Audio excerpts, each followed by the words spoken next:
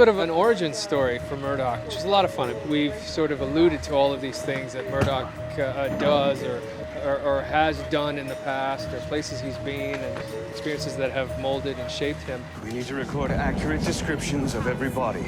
The wives and the mothers may wish to claim them, and take note of all their possessions. I don't want anything to go missing. Here, take this notebook and pencil.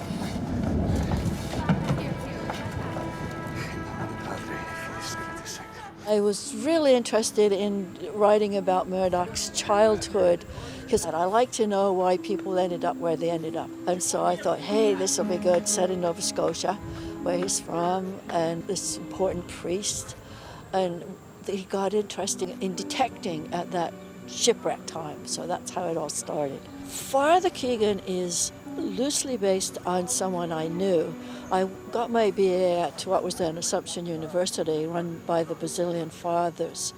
And there was one priest in particular, his name was Father Malone. And I'll never forget, he just walked in and he kind of said, okay, you've got to think now, no preconceptions, and don't just mouth off silly things to me, you've got to think. He was big on questioning. Don't just accept truisms or cliches.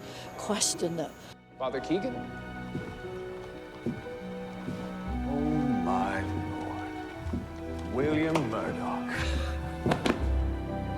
It's been a long time. Father Keegan's being played by Peter Outerbridge, who just so happens to be the man who originally played Murdoch in the television movies that inspired the series. This is actually my first time on the series, and it's been a lot of fun because ever since the show started, I've kind of wanted to be on the show and sort of do something interesting like that, because clearly it's, shameless stunt casting. Peter Outerbridge and I go way back. We go back to the early 80s working together. So when we proposed this Origins episode, I insisted that Peter play the character of Father Keegan. And it worked out, as I remember it correctly. I'm glad that it was my idea. We're trying not to do too much little jokey jokes, but we're doing things like we're standing the same way, we're come in the room and say, sir, we both look at the same time, so we're trying to do, you can watch for those little tips of the hat. We needed to find two churches in proximity to each other that had a period look. Luckily, in this area of Sutton, we found two beautiful churches. You say you found her here this morning? Oui, at 7 o'clock. Did you know her? She's the maid at the presbytere here at Saint Francis. Jeannette Rajot. Rajot. This is her parents' grave. Right now we're filming at St. George's Anglican Church on Sibbald Point. Sibbald Point is on the south shore of Lake Simcoe. This building was built in 1876. It's the second such building on the site. And it contains in it windows actually designed and built by the daughters and wife of Governor Simcoe. The church itself is a fieldstone church. It is the church in which Stephen Leacock and his family grew up and worshipped. This period is actually a great historical site. It's incredible. The whole thing is made out of hand-cut granite, which is, I don't know if you ever tried to handle a piece of granite, it's impossible. Quite a cool place. Among our famous people in the cemetery, we have, of course, Stephen Leacock and his family. We also have Maison de la Roche, who wrote The White Oaks of Gelna. Some of the people who are buried here go back to the Boer War or before.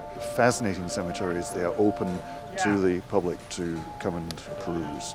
St. James in Sutton is where we'll be filming the Nova Scotia scenes for this episode.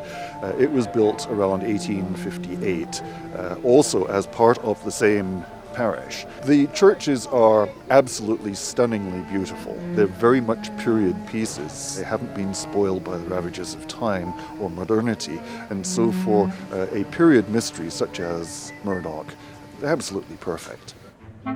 Right now we're in Jackson's Point. Jackson's Point is a community in the town of Georgina, and the town of Georgina is located on the southeast shores of Lake Simcoe. We're kind of right on the lake, which is fantastic, right beside Sibbald Point Provincial Park, which is a very well-known Ontario provincial park as well. Lake Simcoe is an excellent lake for boating, fishing, and any kind of outdoor fun on the lake. It is connected to the Prince Severn Waterway, so we do have lots of boaters going through here and up to Aurelia and Barrie area. We have the Briars Resort. It's an excellent accommodation facility. Has a lot of history there as as well. The town of Georgina is a community of communities. We have many different communities located in the town: Jackson's Point, Sutton, Keswick, Pefferlaw, Eudora, and our other lakefront communities, which have a lot of great shopping and retail locations and fantastic restaurants.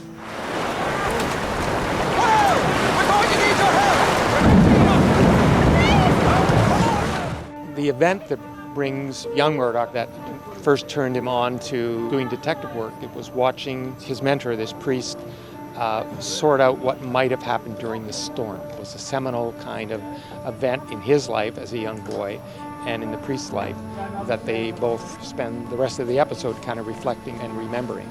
So I feel the storm has to be quite powerful. We're having a rain and wind scene, so we're having the guys put rain towers up. We have wind machines that are up on the hill. The fans come from blowboat motors, the style that they use in the Bayou and the Everglades. They have V8 motors in them. They're probably about 400 horsepower. They'll do, I would say, 80-mile-per-hour winds. I'm glad I'm behind them instead of in front of them. In this scene, because the shore doesn't actually exist, we're able to put the rain stands right into shots, and then the CGI guys will come and paint them out. What we are doing is giving an interaction with the actor. So an actor can have rain hitting his face, rain hitting the ground behind him, stuff that can't be created by a computer graphic. So we take care of all of that, and they paint in the background of the storm. I believe it's going to be -2 tonight. Probably the people in front of the fans are going to feel more like a probably 25 by the time the wind starts blowing on them with the cold. It's going to be a terrible night for a lot of people. It's going to be fun, though. It's going to look amazing. That's all that matters.